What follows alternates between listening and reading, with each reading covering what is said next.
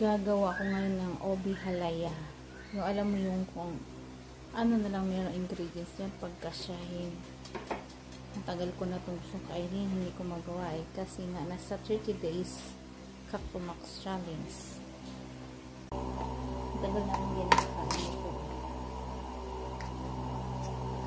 Dito lang muna ano naman. Kung ano lang meron.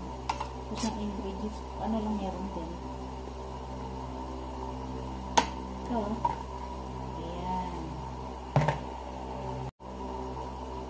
Transfer ko na dito.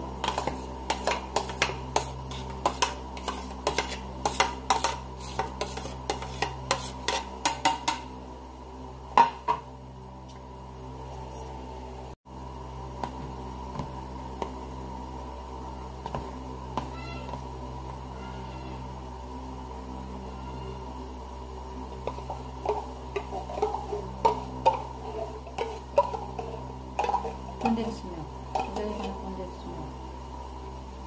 Tapos, ay siya. Iba. Nilagyan ko ng iba. Iba-ibang discarte lang. Basta ako nag-experiment pa lang ako. Kasi gusto lang kumain.